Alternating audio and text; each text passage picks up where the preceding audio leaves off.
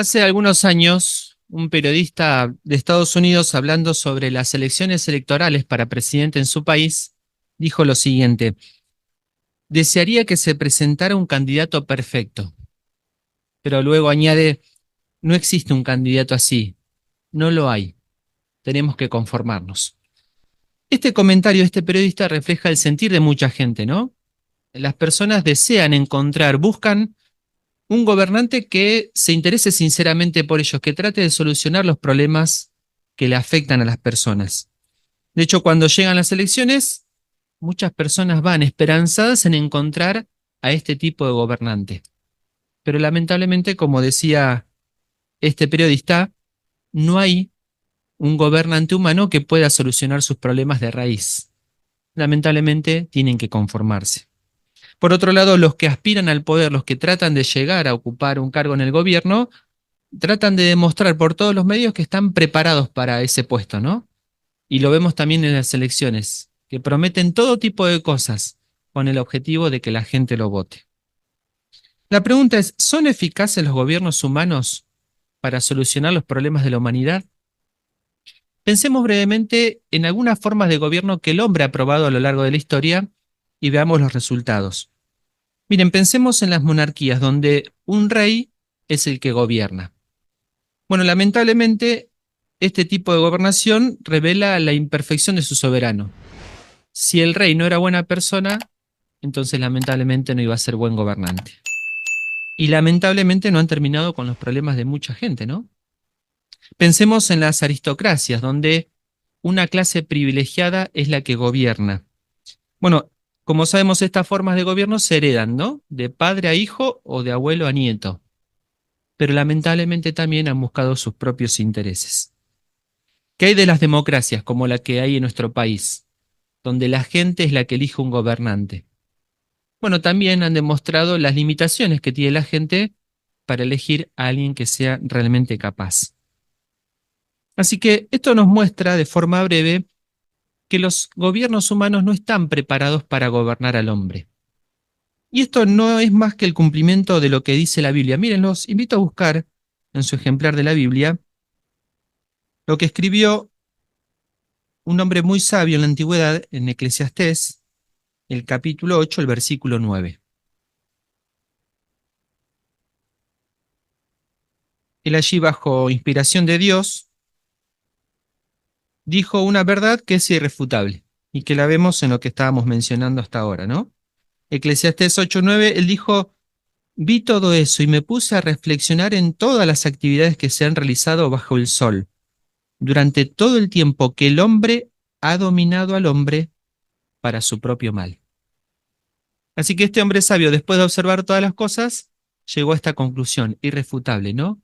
Que el hombre ha dominado al hombre para su propio mal, o como dice la nota, para su propio daño o perjuicio.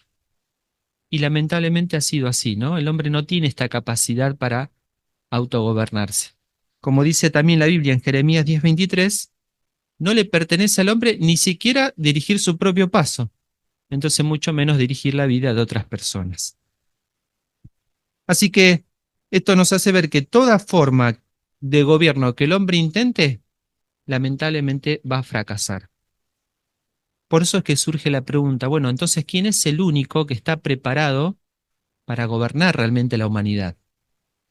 Bueno, para nosotros los testigos de Jehová, la respuesta es clara. Esa persona es Jesús. ¿Por qué decimos esto?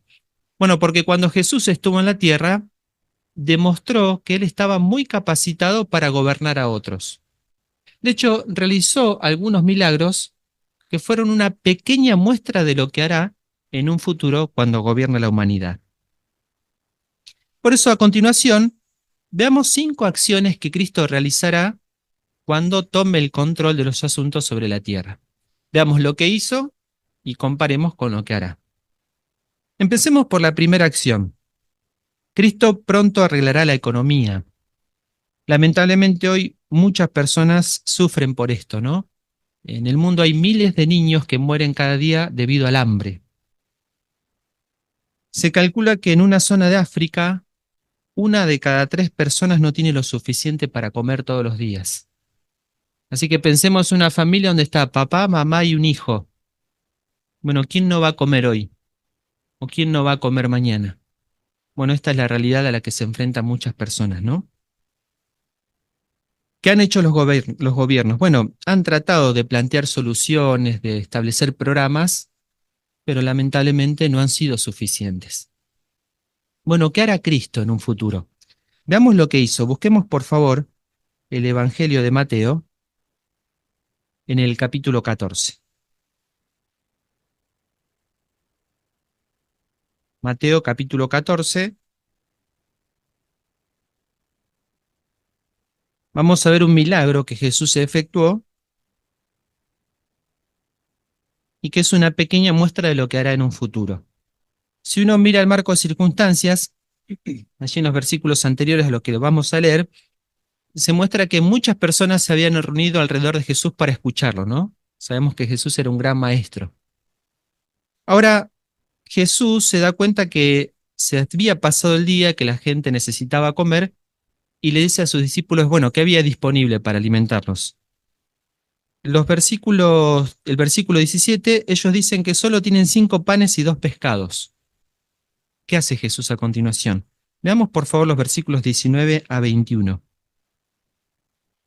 Hablando de Jesús dice, entonces les mandó a las multitudes que se sentaran en la hierba. Luego tomó los 5 panes y los 2 pescados y mirando hacia el cielo hizo una oración. Y después de partir los panes, se los dio a los discípulos, quienes a su vez se los dieron a las multitudes. De modo que todos comieron y quedaron satisfechos. Luego recogieron 12 canastas llenas de los pedazos que sobraron. Comieron unos 5.000 hombres, además de las mujeres y los niños. Veamos por favor la primera imagen que nos muestra un poquito este relato. Allí la vemos, ¿no? Jesús efectúa este milagro de alimentar a 5.000 personas, o el relato en realidad dice 5.000 hombres más mujeres y niños. Así que se calcula que en aquella ocasión habría unas 15.000 personas que estaban reunidas escuchando a Jesús. ¿Qué utilizó Jesús para alimentarlos? 5 panes y 2 pescados. Claro, para graficar en nuestra mente cuánto es la multitud, pensemos en cuando vamos a la asamblea en Mar del Plata, ¿no? Allí en el Polideportivo. Si hemos tenido oportunidad de asistir, nos reunimos más o menos 5.000 personas por día. Así que imaginemos a Jesús allí, ¿no? En el centro del estadio, con 5 panes y 2 pescados y alimentando no solo a los 5.000 que estamos presentes, sino a 10.000 personas más, a otros 2 estadios llenos, ¿no? Qué impresionante. Claro, uno dice, bueno, simplemente comieron algo, picaron algo, como decimos nosotros. Bien, en el versículo 20 dice que comieron y quedaron satisfechos, y que incluso se recogieron 12 canastas llenas de las cosas que sobraron. Así que esto nos hace pensar en el gran poder de Cristo y en lo que pronto hará en un futuro, ¿no? Cristo, cuando gobierne la humanidad, hará que todos los habitantes del planeta tengamos alimento en abundancia. Lamentablemente hoy vemos fotos de niños desnutridos, ¿no? O hemos visto quizás en la calle a personas buscando comida en la basura.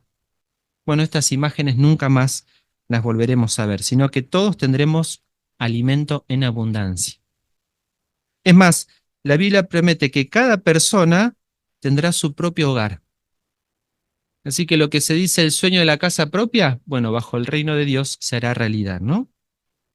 No habrá desempleo, todos tendremos la oportunidad de disfrutar de nuestro trabajo, disfrutar de la vida. Bueno, esto es lo que hará Cristo dentro de muy poco. Muchas gracias por la imagen. Veamos a continuación la segunda acción que realizará Cristo. Él controlará las catástrofes naturales. Lamentablemente en estos tiempos escuchamos muchas noticias, ¿no? De tsunamis, huracanes, ciclones, inundaciones. Si no me equivoco, en el verano de aquí hubo en Miramar una tormenta fuerte, ¿no? Un viento fuerte que de repente afectó acá la zona del centro. Es interesante lo que decía un estudio de la NASA hace unos años atrás. Decía que era muy probable que se registren tormentas más intensas, olas de calor mortales y ciclos más extremos de inundaciones y sequías. Bueno, se está cumpliendo lo que vemos, ¿no? La corriente del Niño, la Niña, sequía, inundación. A veces vemos imágenes de climas extremos que parecen de película, ¿no? Ahora, ¿qué han hecho los gobiernos? Bueno, toman acciones, tratan de estar preparados, pero cuando viene alguno de estos vientos fuertes o estos huracanes, no hay nada que pueda hacer el hombre, ¿no? ¿Qué hará Cristo dentro de poco? Veamos otro milagro que él efectuó. Busquemos, por favor, Marcos en el capítulo 4.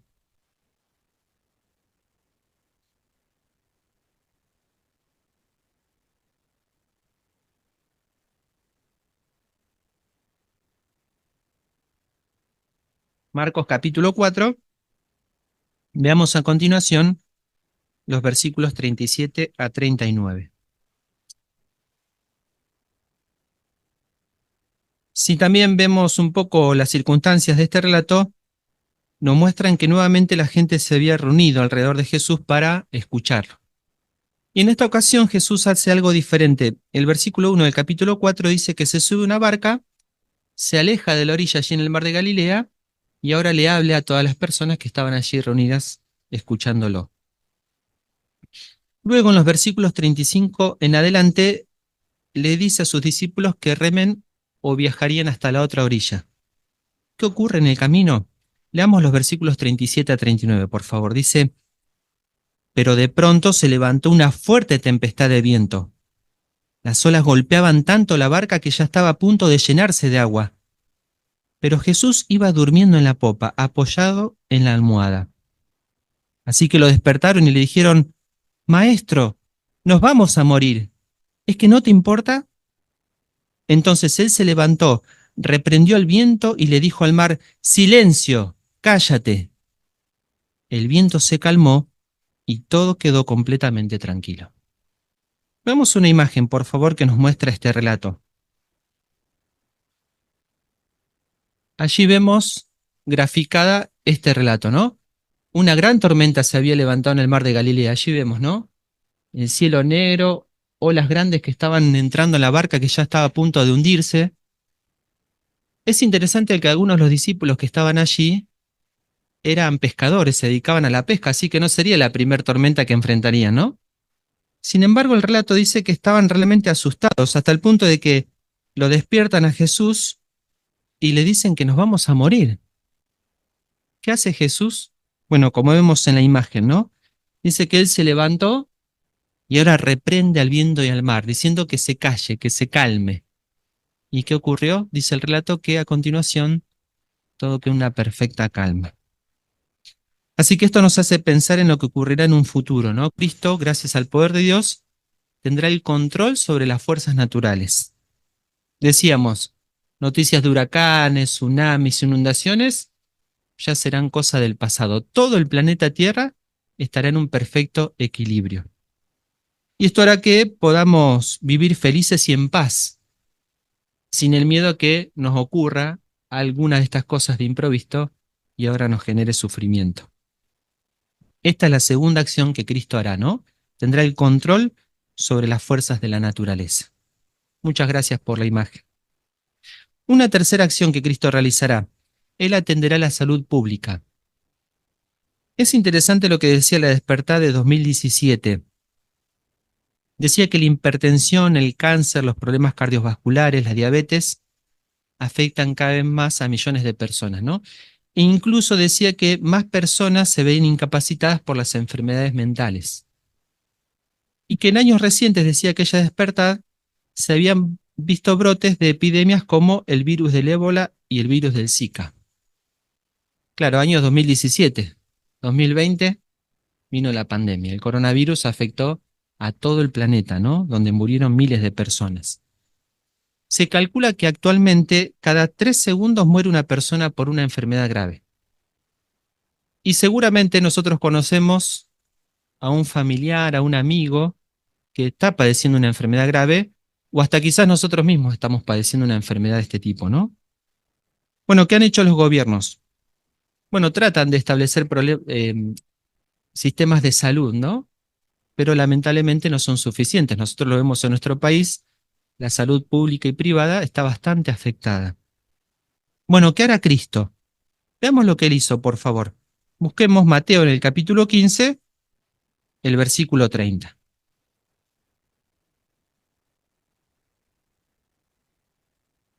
el Evangelio de Mateo, capítulo 15, versículo 30, muestra otro milagro que Jesús efectuó.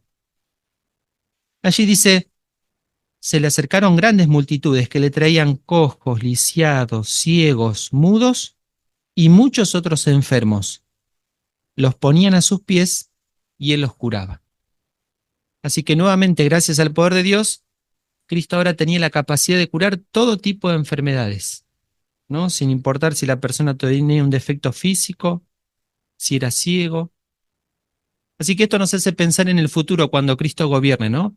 También eliminará todo tipo de enfermedades, pero no solo en enfermedades físicas, sino también problemas emocionales o mentales que lamentablemente muchas personas tienen hoy. La Biblia promete en Isaías 33, 24 que ninguna persona dirá estoy enfermo. Así que en el nuevo mundo de Dios ocurrirá lo contrario a lo que nos ocurre hoy. Quizás le ha pasado, ¿no? De acostarse y al otro día levantarse más cansado, o de levantarse y que nos duele la cintura, nos duele el cuello porque dormimos mal. Bueno, el nuevo mundo de Dios, cada día nos levantaremos con fuerzas renovadas, con más ganas de hacer cosas.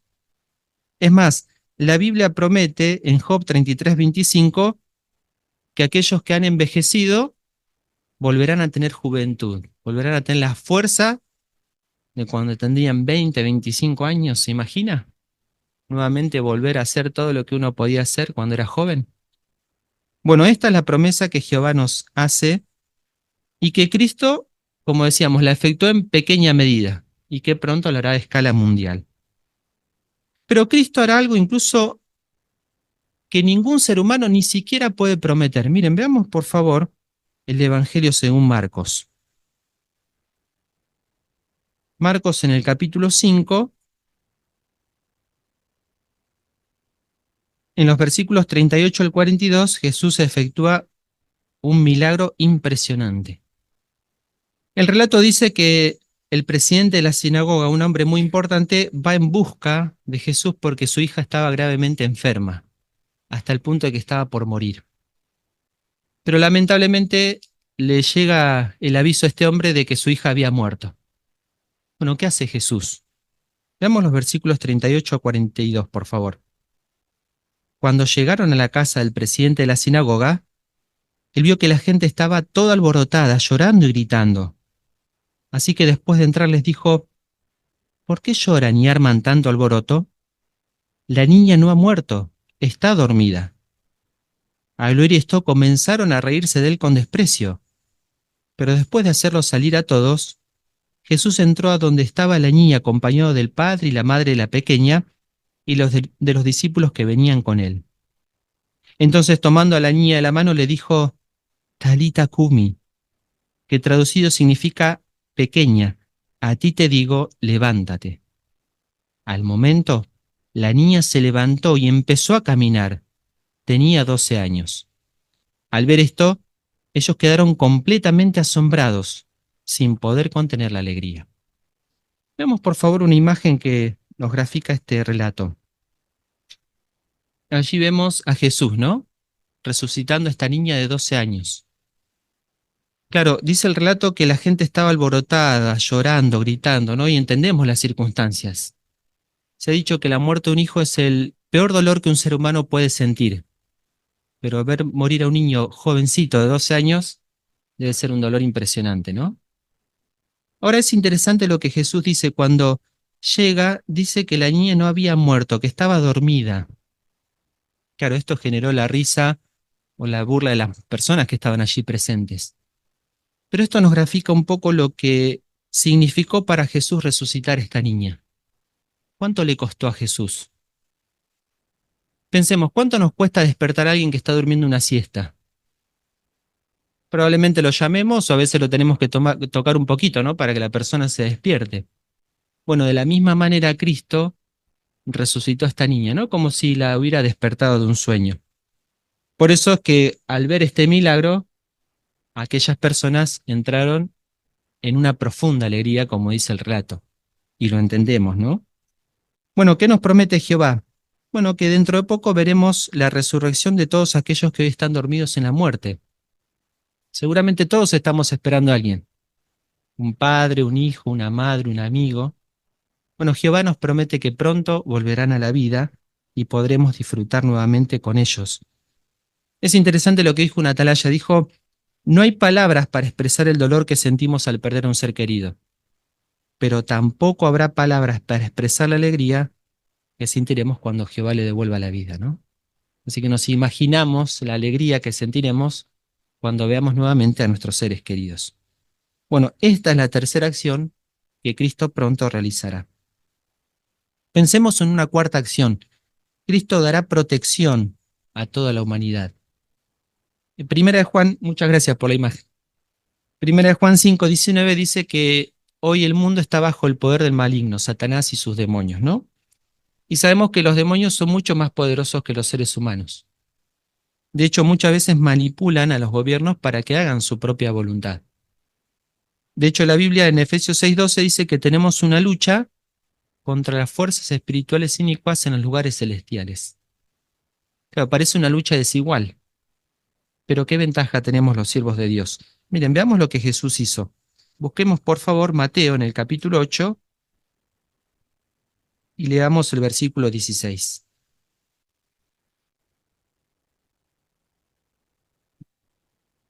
Mateo capítulo 8, versículo 16, muestra otro milagro de Cristo. Dice, al caer la tarde, la gente le trajo a Jesús muchos endemoniados y con una simple orden, él expulsó a los espíritus. También curó todas las personas que estaban sufriendo. Así que vemos el gran poder nuevamente de Jesús en acción. Estas criaturas espirituales muy poderosas tenían que someterse a la autoridad de Cristo. Como dice, con una simple orden, ellos dejaban a las personas que habían poseído. Bueno, esto nos muestra lo que Cristo está haciendo en la actualidad, ¿no? Nos protege de la influencia de los demonios y también pronto la Biblia dice que abismará a Satanás y sus demonios por 1000 años. Es decir, estarán en un estado de inactividad semejante a la muerte, de modo que no tengan influencia sobre nosotros. Luego de esto, la Biblia dice que Cristo los eliminará para siempre. Así que esto nos muestra que Cristo tiene el poder para terminar con el principal enemigo de los seres humanos, que es Satanás, el diablo. Y vemos una quinta acción. Cristo dentro de poco reparará el medio ambiente, ¿no? Hoy se habla mucho del cambio climático, como decíamos, ¿no? Las temperaturas extremas. Los gobiernos o las comunidades están muy preocupadas por los desechos que se vierten al océano, ¿no? Hoy ya se habla de partículas de microplástico, ¿no? Quizás lo hemos escuchado, que se han encontrado en peces o hasta en personas, ¿no? Hoy todo lo que nos rodea prácticamente está dominado por el plástico. Y bueno, se han encontrado pequeñas partículas que quizás las hemos consumido sin darnos cuenta y que afectan nuestra salud. Bueno, ¿qué han hecho los gobiernos con relación a esto? Bueno, han firmado acuerdos, se hacen convenciones, cumbres con relación al cambio climático, pero también nuevamente los gobiernos humanos se ven limitados, ¿no? Bueno, ¿qué hará Cristo? Apocalipsis 11:18 dice que Jehová le dará autoridad para terminar con todos aquellos que están arruinando el planeta. Cuando lo haga, ¿qué sucederá? Veamos una cuarta imagen, por favor. Como vemos allí en la imagen, ¿no? Cuando Cristo tome el control de los asuntos, hará que toda la tierra sea un verdadero paraíso. De hecho, Isaías en el capítulo 11, versículos 6 al 9, dice que podremos disfrutar de la compañía de animales que hoy quizás es imposible estar porque son salvajes. Bueno, la Biblia promete que viviremos en paz, en perfecta armonía, ¿no? Toda la tierra, como vemos allí en la imagen, será un hermoso paraíso, cada rincón del planeta. Y podremos disfrutar de estas condiciones para siempre, miles y miles de millones de años. Bueno, esto es lo que Cristo nuevamente hará en beneficio de todos los que aman a Jehová. Muchas gracias también por la imagen. Así que todo lo que hemos visto hasta ahora es una pequeña muestra, un botón de muestra, como se dice, de lo que Cristo hizo y de lo que pronto hará cuando gobierne sobre la entera humanidad. Cristo, cuando estuvo en la tierra, demostró que está perfectamente capacitado para gobernarnos. El reino de Dios en manos de Cristo triunfará porque no tiene ninguno de los defectos que tienen los gobiernos humanos. Miren, pensemos brevemente 4 contrastes de los gobiernos humanos con el de Cristo. Los gobernantes tienen un conocimiento limitado, ¿no? A veces tienen estudios universitarios, pero carecen del mejor conocimiento. No conocen a Jehová. ¿Qué hay de Cristo? Bueno, la Biblia dice que posee todos los tesoros de la sabiduría y del conocimiento. Jesús ha estado con Jehová miles y miles de millones de años. Jehová, o Cristo conoce a Jehová a la perfección, sabe cómo piensa, cómo siente. Por eso es el mejor gobernante. Un segundo contraste, los gobernantes humanos son imperfectos. En cambio, Cristo, como dice la Biblia, fue leal, inocente, incontaminado y separado de los pecadores. Un tercer contraste, los reyes humanos mueren y por lo tanto su gobernación se termina, o como ocurre en nuestro país, se termina su mandato y otro lo reemplaza. Bueno, ¿qué ocurre con Cristo? Bueno, 1 Timoteo 6, 15, 16 dice que Él es nuestro Señor y que es inmortal. Así que la gobernación de Cristo no tendrá fin. Los efectos de su gobernación serán para siempre. Y un cuarto contraste, los hombres lamentablemente muchas veces usan el poder para su propio beneficio o para beneficiar a sus amigos o familiares. Bueno, Cristo nunca usó el poder que Dios le dio para su propio beneficio o tampoco usó su poder para maltratar a otros. Así que, como vemos claramente, necesitamos que Cristo nos gobierne. Claro, hoy muchas personas creen que Jesús existió, que estuvo en la tierra, pero quizás pocas personas creen que Jesús esté gobernando en este momento. Sin embargo, cuando uno analiza las profecías de la Biblia, se da cuenta de que todo lo que está ocurriendo ahora, y en especial desde 1914 en adelante, es un claro cumplimiento de las profecías bíblicas, que muestran que Cristo ya está gobernando en los cielos y que pronto gobernará sobre la tierra. Por eso que los testigos de Jehová en todo el mundo, en 240 países y en más de 1000 idiomas, predicamos las buenas noticias del reino de Dios. Ayudamos a las personas a que conozcan estas profecías y que puedan creer en el rey que Dios ha establecido. Entonces la pregunta que surge es, bueno, sabiendo que Cristo es el único que está preparado para gobernar a la humanidad, ¿qué tenemos que hacer nosotros? ¿Qué espera Dios de nosotros? Bueno, dejemos que la Biblia lo conteste. Busquemos por favor el Salmo, en el Salmo 2, y leamos el versículo 12. Salmo 2:12 allí dice, honren al Hijo, si no Dios se indignará y ustedes morirán en el camino, porque su furia se enciende rápidamente. Felices todos los que se refugian en Él. Así que como dice al principio, debemos honrar al Hijo, o como dice la nota, o decía la versión anterior, debemos besar al Hijo. En la antigüedad, dar un beso a alguien era una señal de amistad, de lealtad, y también era una manera de dar una bienvenida a alguien que era invitado. Bueno, la Biblia al decir besen al Hijo, nos está diciendo en forma simbólica que le demos a Jesús como el Rey mesiánico. Tenemos que aceptarlo con entusiasmo, tenemos que demostrar que aceptamos la gobernación de Cristo. ¿Cómo lo hacemos?